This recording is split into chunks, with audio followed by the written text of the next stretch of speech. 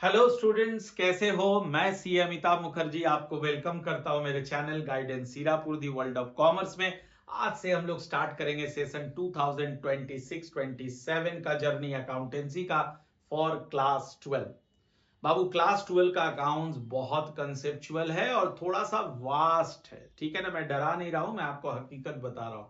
Class 11 का जो syllabus था उससे क्लास 12 के सिलेबस में काफी चेंजेस है। क्लास 11 से क्लास 12 का कोई सिमिलैरिटी नहीं है। क्लास 11 आपका बेसिक क्लासेस होता है, जहां पे आपको अकाउंटेंसी का बेसिक्स सिखाया जाता है। जर्नल सीखते हो आप, लेजर सीखते हो।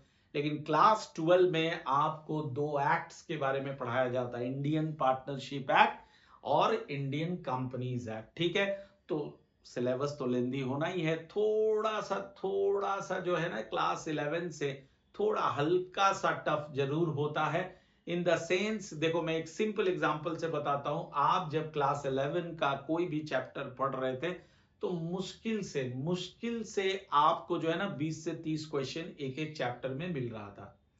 मुश्किल से वो भी मिल रहा था। लेकिन जब आप क्लास 12 का बुक पलटोगे ना, चाहे आप डीके गोयल से पढ़िए, चाहे आप टीएस ग्रेवाल से पढ़िए, चाहे आप संदीप गर्ग से पढ़िए, तो आप देखोगे एक एक चैप्टर में कम से कम, अगर मैं एडिशनल क्वेश्चंस को भी मिला दूं, तो कम से कम 100 से 120 क्वेश्चंस रहता है।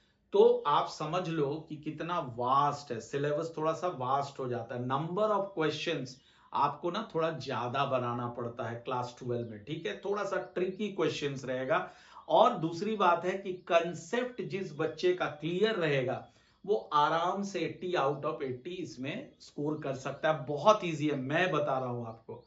मैं बता रहा हूं, कॉन्सेप्चुअल स्टडी आपको करना है, बिल्कुल कंसेप्चुअल। कंसेप्ट क्लियर करो हर एक चैप्टर का। हर एक चैप्टर का ना एक एक चीज दिमाग में घुसा लो, तो देखो क्वेश्चंस बहुत आसानी से बनेगा। और दूसरा, हर एक कंसेप्ट का एप्लीकेशन आपको सीखना है। यानी आज आपने एक कंसेप्ट पढ़ा तो उसका दो तीन क्वेश्चंस आपको साथ में बनाना है।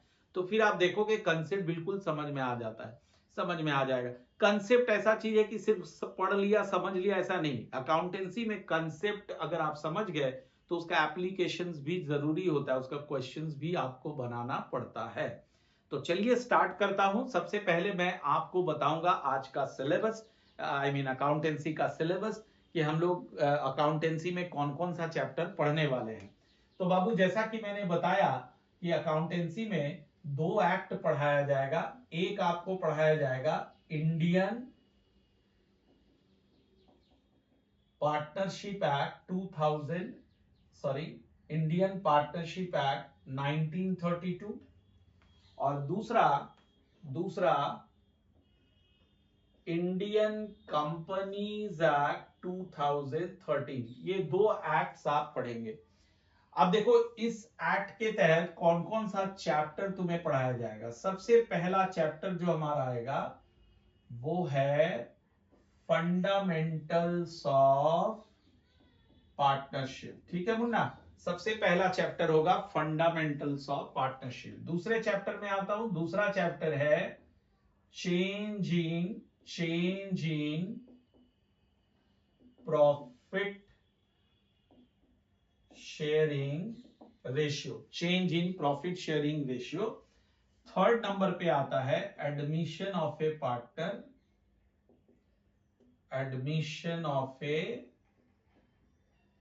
पार्टनर। नंबर 4 में आता है retirement and death of A partner. और सबसे अंत में नंबर 5 में आ जाएगा dissolution of A partnership firm. Dissolution of A partnership firm, ये आपका टोटल नंबर ऑफ चैप्टर्स है in case of Indian partnership act 1932 जो आपको पढ़ना है क्लास 12 में। फिर बात करते हैं इंडियन कंपनीज एक्ट। इसमें कौन कौन सा चैप्टर है सर? तो सबसे पहला चैप्टर इसमें आएगा इशू ऑफ शेयर्स। ठीक है, थोड़ा कंसेप्चुअल है, बहुत ध्यान से आप पढ़ेंगे। कंसेप्ट क्लियर रखोगे सारा चैप्टर आसान रहेगा। Number two issue of debentures. Number 3 financial statement of A company, ठीक है, financial statements of a company. Number four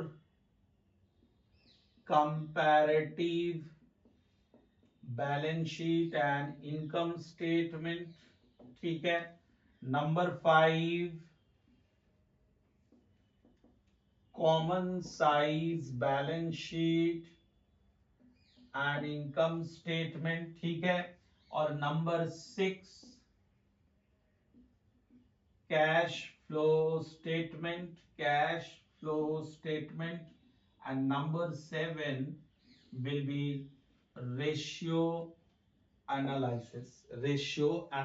तो ये इतना चैप्टर्स है, अगर इधर देखें हम 7 और इधर देख रहे हैं 5, तो कुल मिला के 12 चैप्टर्स हैं, ठीक है। सर थोड़ा मार्क्स का डिस्ट्रीब्यूशन बताएंगे? बिल्कुल बताऊंगा, ध्यान से देखो। ये जो चैप्टर्स है पार्टनरशिप का 1 2 3 4 and 5 and issue of shares and issue of debentures, ये 5 प्लस 2 ये 2, यानी 7 चैप्टर से आपको मिलेगा 60 मार्क्स का क्वेश्चंस। इन 7 चैप्टर से विल गेट 60 मार्क्स क्वेश्चंस। और बाकी जो ये चैप्टर्स बचा 1 2 3 4 5, इन 5 चैप्टर से विल गेट 20 मार्क्स का क्वेश्चन। तो टोटल हो गया 80 मार्क्स प्लस 20 मार्क्स आपका प्रोजेक्ट में रहता है जो स्कूल वाले देते हैं। तो आपको 80 मार्क्स की पढ़ाई करनी है, तो ये 7 chapter is equivalent to 60 marks, ये 5 chapters equivalent to 20 marks. Clear है? सो अकॉर्डिंगली हम लोग अपनी पढ़ाई करेंगे। और मैं बार बार बता रहा हूं, कंसेप्ट क्लियर करते हुए चलना है, अकाउंटेंसी को सिंपल बनाना है, टफ नहीं बनाना है।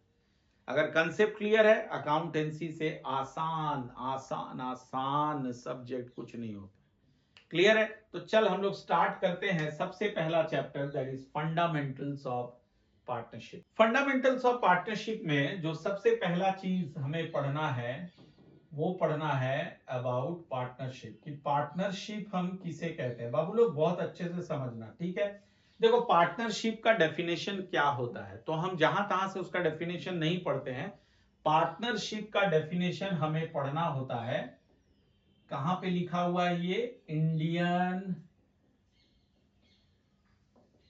Partnership act 1932। ये इंडियन पार्टनरशिप एक्ट 1932 के अंदर आता है।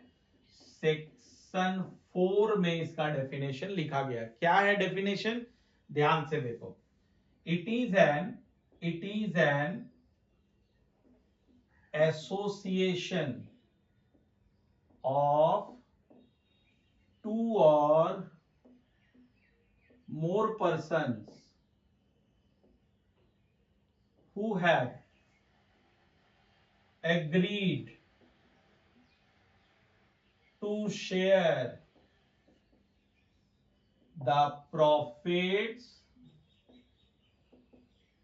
of a business carried on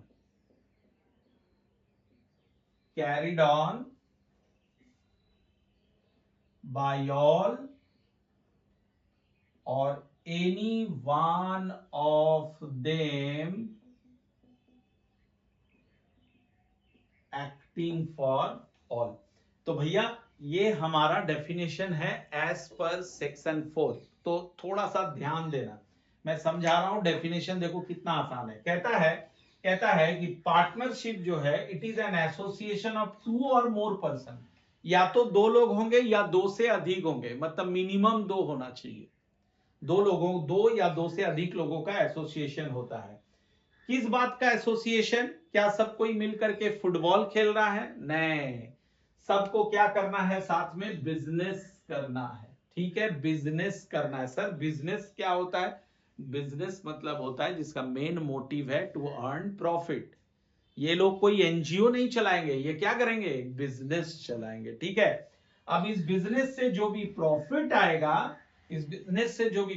आएगा उसको शेयर करेंगे। उसको शेयर करेंगे, एक रेशियो होगा, उस रेशियो के तहत शेयर करेंगे, ठीक है। और उस बिजनेस को कैरी करेगा, कैसे? Carried on either bye all, या तो सभी कोई मिलके पार्टिसिपेट कर रहा हो बिजनेस में, या फिर कोई एक भी अगर काम करे तो माना जाएगा कि वो सभी के लिए काम कर रहा है। या तो सब कोई मिलके काम कर ले, चलो अच्छी बात है, या फिर कोई एक अगर काम कर रहा हो तो ये माना जाएगा कि वो सभी के लिए काम कर रहा है, उसकी लायबिलिटी सभी पार्टनर्स में आएगा। क्लियर है? ये डेफिनेशन होता है पार्टनरशिप का under Indian partnership act.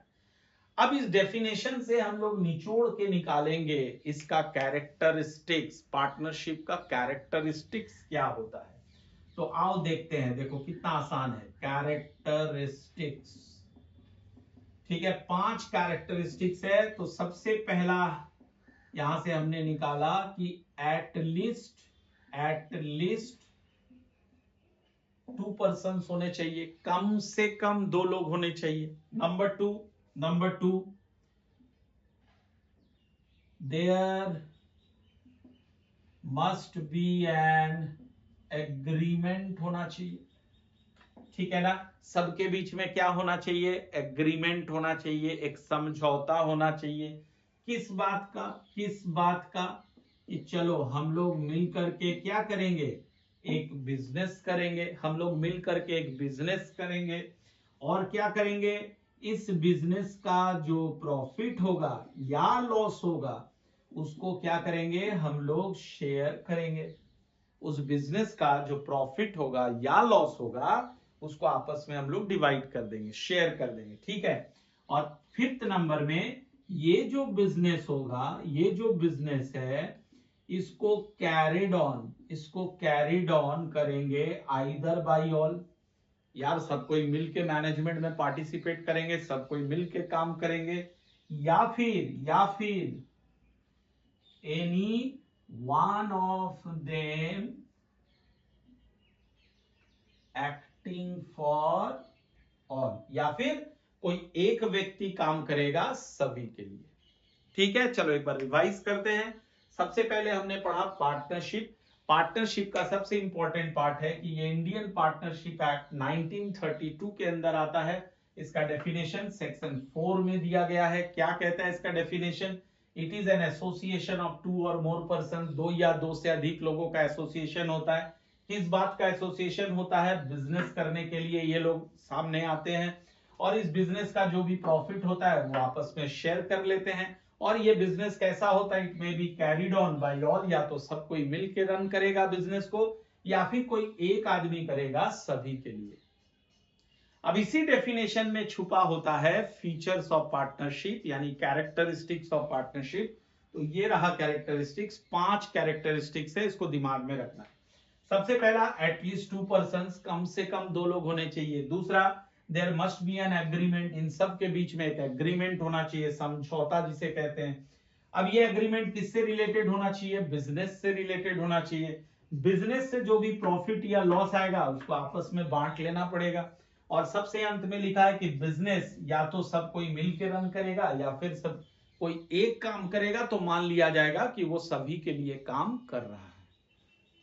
Clear है? अब एक छोटी सी चीज बताता हूं, बहुत ध्यान से सीखो। यहां पे मैंने लिखा कम से कम 2 लोग होने चाहिए, कम से कम सर 2 लोग होने चाहिए। अब ये जो पर्सन्स है, ध्यान से देखो, ये जो पर्सन्स है, जो लोग होने चाहिए वो कैसे होने चाहिए? तो इसके 3 चीज दिमाग में आपको रखना है कि ये जो पर्सन है ये मेजर होना चाहिए एंड नॉट ए माइनर, यानी उसका एज जो है वो 18 या 18 से ज्यादा होना चाहिए। 18 से कम वाले को हम लोग माइनर कहते हैं, तो वो पार्टनरशिप में एग्रीमेंट नहीं कर सकता है, ठीक है। दूसरा साउंड माइंड का होना चाहिए, ठीक है, and not of unsound mind. Babu simple कहने का मतलब है उसका जो है ना वो पागल नहीं होना चाहिए, नॉर्मल आदमी होना चाहिए, हमारी तुम्हारी तरह नॉर्मल होना चाहिए, जिसको हर चीज समझ आए, ऐसे लोग ही अग्रीमेंट कर सकते हैं, ऐसे लोगों का एग्रीमेंट ही लीगल माना जाता है। और तीसरा क्या होना चाहिए, not disqualified from any act, यानी किसी एक्ट के तहत, किसी कानून के तहत इस आदमी को डिस्क्वालीफाई ना कर दिया हो। डिस्क्वालीफाई यानी वो किसी के साथ कोई भी अग्रीमेंट ना कर सके। जैसे फॉर एग्जांपल अगर मैं इसका एग्जांपल लूं तो वो है इंसॉल्वेंट। जो पर्सन इंसॉल्वेंट होता है वो किसी के साथ कोई अग्रीमेंट नहीं कर सकता। तो होपफुली इतना आपको समझ आ गया। आगे बढ़ता हूं बाबू। नेक्स्ट जो मैं आपको सिखा रहा हूं, बहुत ध्यान से देखना, बहुत ध्यान से देखना। अभी अभी तुमने सीखा कि पार्टनरशिप के लिए ना एग्रीमेंट होना जरूरी है। बाबू देख, एग्रीमेंट ना हम दो तरीके से कर सकते हैं। एक होता है ओरल एग्रीमेंट और एक होता है रिटन एग्रीमेंट। अगर तुम रिसर्च करो तो पाओगे मैक्सिमम लोग रिटन एग्रीमेंट ही करते हैं पार्टनरशिप में, ताकि एक एविडेंस रह जाए। कोई पार्टनर कभी फ्रॉड करे, कोई क्रेडिटर हमारे साथ फ्रॉड कर दे, कोई डेटर हमारे साथ फ्रॉड कर दे, तो हम उसके खिलाफ केस कर सकते हैं। ठीक है, इसलिए रिटन एग्रीमेंट में जाना जरूरी होता है एविडेंस के लिए।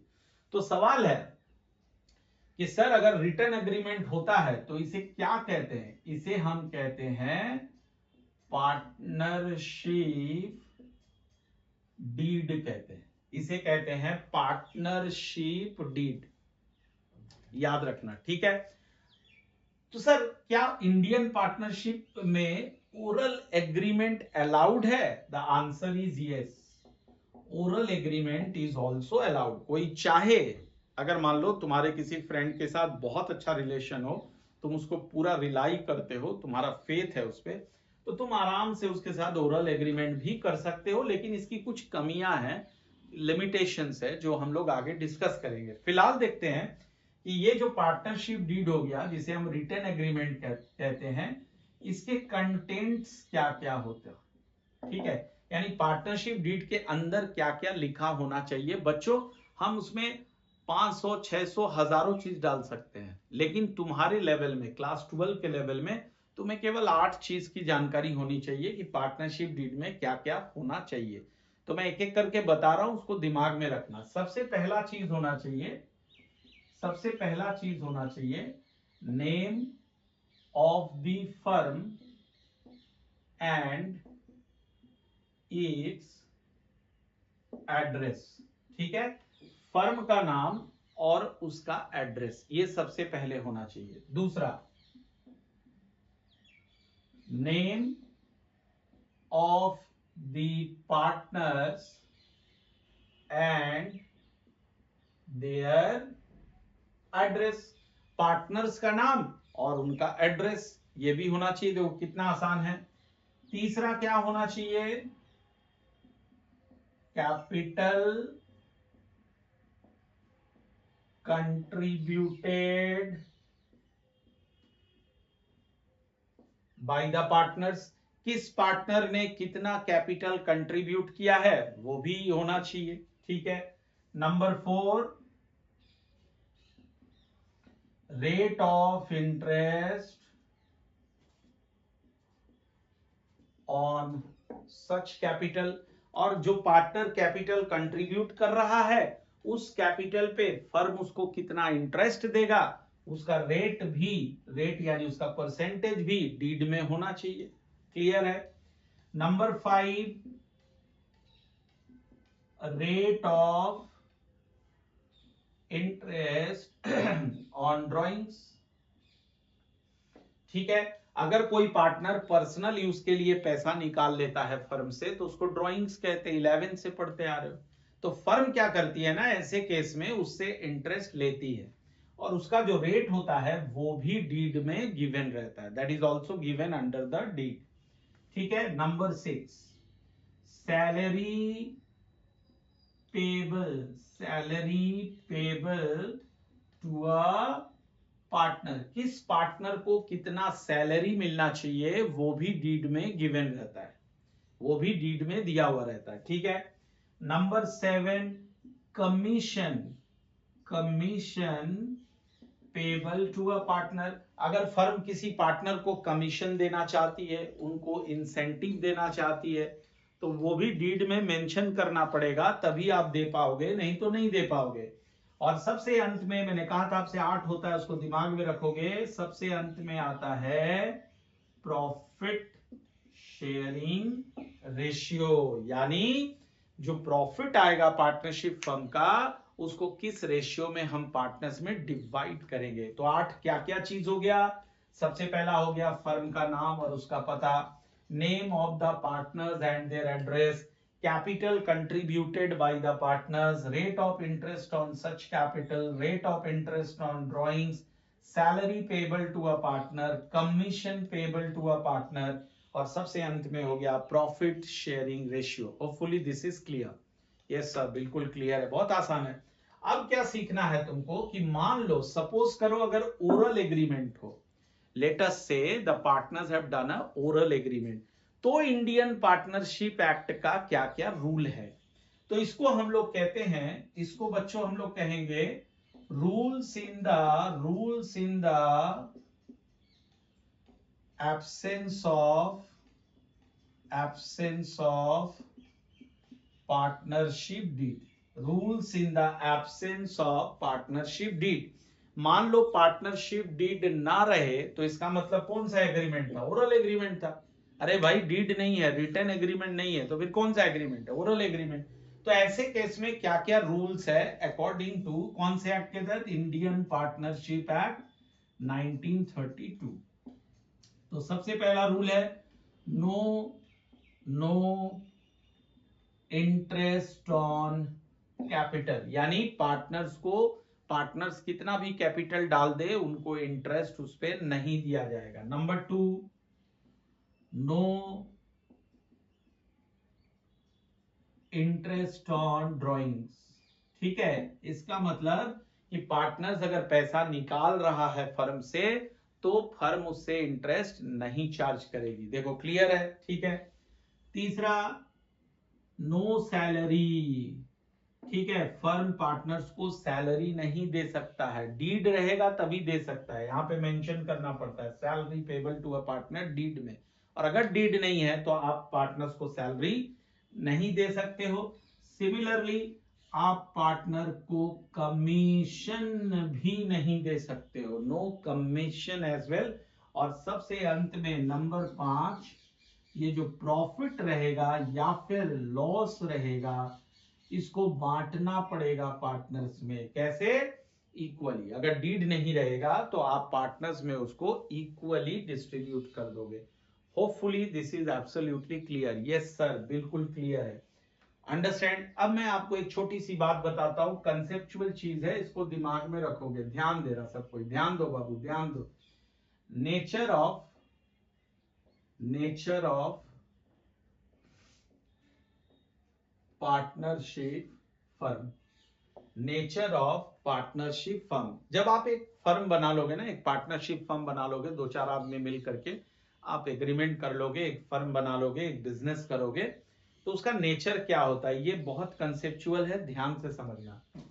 तो जब उसका नेचर हम एनालाइज करते हैं, तो अकाउंटिंग पर्सपेक्टिव से भी करते हैं और लीगल पर्सपेक्टिव से भी करते हैं। लीगल पर्सपेक्टिव से कहता है कि पार्टनरशिप फर्म का जो नेचर है वो no separate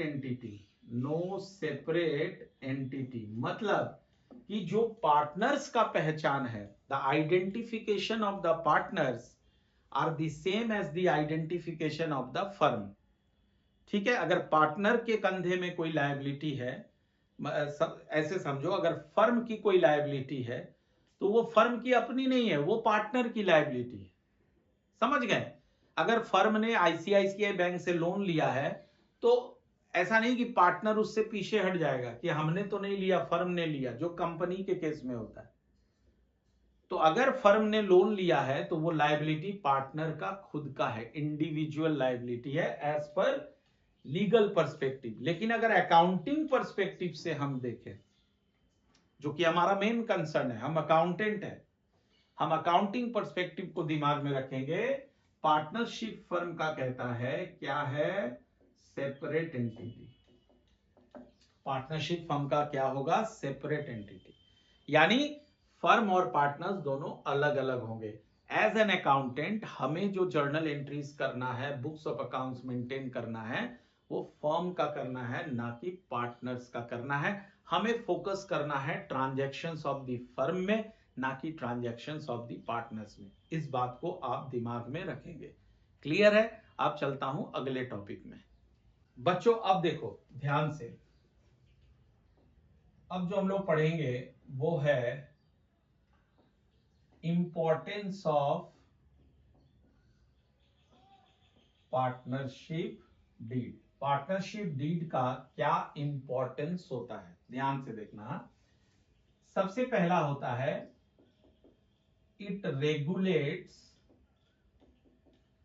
the rights, duties and liabilities of the partners. ठीक है, ये क्या करती है? इसमें rights, duties and liabilities of the partner को रेगुलेट करती है। उसमें लिखा हुआ रहता है सारा चीज। पार्टनर इसके विपरीत कोई काम, इसके अगेंस्ट में कोई काम नहीं कर सकता। Number 2, it settles any misunderstanding and dispute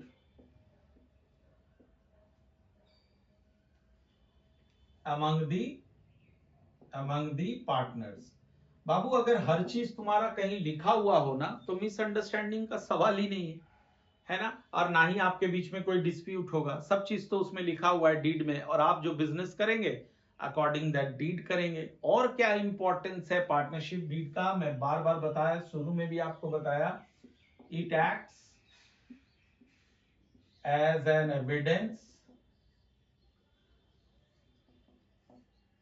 in case of any fraud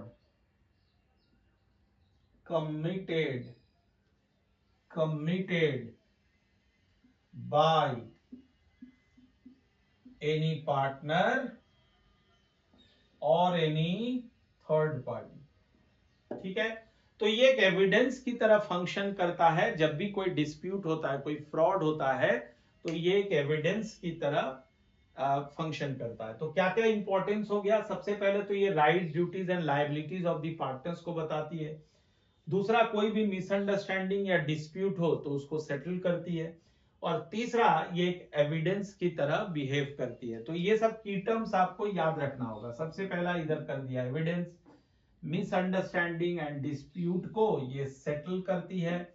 ये रेगुलेट करती है क्या क्या? राइट्स, ड्यूटीज एंड लायबिलिटीज को ये रेगुलेट करती है। तो उम्मीद करता हूं यहां तक आप बहुत अच्छे से सीख गए। बाबू अब हम लोग समझेंगे कि मैं तुमको स्टार्टिंग से बता रहा हूं कि पार्टनरशिप में क्या होता है ना, कि जो भी प्रॉफिट होता है बिजनेस का या लॉस होता है, उसको हम लोग पार्टनर्स के बीच डिस्ट्रीब्यूट कर देते हैं।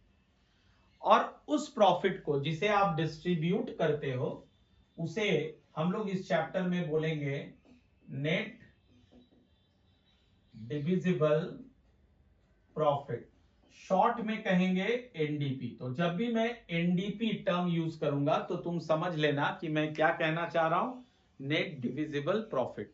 अब ये क्या होता है नेट डिविजिबल प्रॉफिट? क्या बताया मैंने? ये उस प्रॉफिट को कहते हैं जो हम पार्टनर्स में डिस्ट्रीब्यूट करते हैं। ठीक है, सो इसको हम डिफाइन कैसे कर सकते हैं? The profit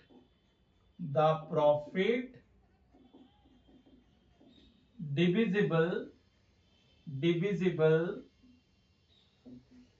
among the partners। ये वो प्रॉफिट है जिसको हम पार्टनर्स में डिवाइड करते हैं। क्लियर है? अब सवाल है कि सर ये हम लोग कैलकुलेट कैसे करते हैं? बहुत अच्छा सवाल है। तो अब ध्यान से देखो, मैं इसका कॉन्सेप्ट समझा रहा हूं, बहुत ध्यान से देखो। क्या होता है कि जब हम पार्टनरशिप फर्म का फाइनल अकाउंट्स बनाते हैं ना, ये हमारा पार्टनरशिप फर्म है, और जब इसका हम लोग फाइनल अकाउंट्स बनाएंगे तो इसमें क्या क्या बनता है, देखो ध्यान से। सबसे पहले बनता है trading and profit and loss account, जो तुम क्लास 11 में भी बनाते थे, लेकिन उस वक्त आप प्रोप्राइटरशिप के लिए बनाते थे। यहां पे आप क्या पढ़ रहे हो, पार्टनरशिप फर्म का पढ़ रहे हो फाइनल अकाउंट्स, और trading and profit and loss account सबसे पहले बनता है। दूसरा हमारे पास आएगा profit and loss appropriation account, profit and loss appropriation account, ठीक है। थर्ड नंबर में बनाना पड़ता है पार्टनर्स कैपिटल या फिर करेंट अकाउंट, और चौथे नंबर पे आता है बैलेंस शीट। फोर्थ नंबर में क्या आता है, बैलेंस शीट। अब बच्चों ध्यान से देखो, तुम्हें याद होगा ट्रेडिंग अकाउंट से ना हम लोग क्या निकालते थे, ग्रॉस प्रॉफिट निकालते थे। हाँ सर बिल्कुल याद है, अभी तो थोड़े दिन पहले पढ़े हैं सर, 11 तो अभी पास किए। ग्रॉस प्रॉफिट को हम लोग ट्रांसफर करते थे प्रॉफिट एंड लॉस अकाउंट में। हाँ सर बिल्कुल याद है।